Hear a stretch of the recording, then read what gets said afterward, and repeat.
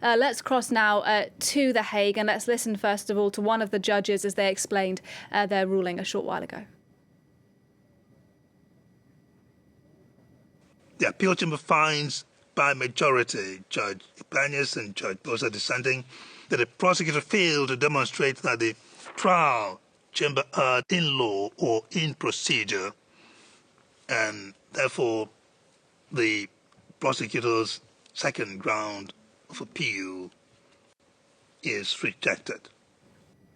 Well, let's talk to Fernande van Tets, our correspondent who was in court for that verdict. Fernande, you were in court, and as was Gbagbo himself.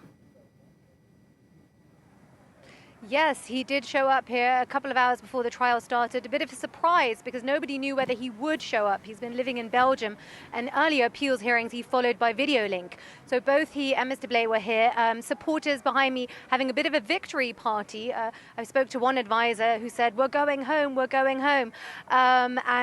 In court, Gbagbo himself too kind of suppressed a smile. Charles Blay was a lot more smiling in a big way, thumbs up, a bit of victory lap happening there as the judges threw out both the first and second ground of appeal, as you've just heard.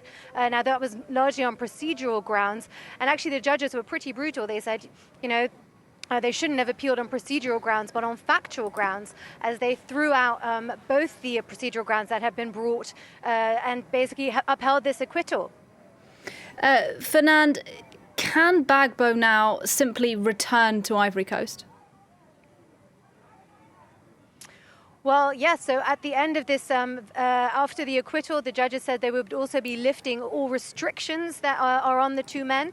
That is taking some time. Supporters here are now waiting for them to come out to greet them. I spoke to someone who just said it's going to take probably about half an hour to clear the procedural hurdles. Gbagbo, as he went in this morning, actually said that this is the first time he's used this entrance behind me, the civilians' entrance, rather than coming in as a suspect. Now, the people here gathered to welcome him with cheers, and they are hoping that he will be returning to Ivory Coast soon. That is now possible. At the end of last year, President Ouattara gave him his passport back, so he is now able to travel to Ivory Coast, and at least the people here are very much hoping he's going to do so in the near future.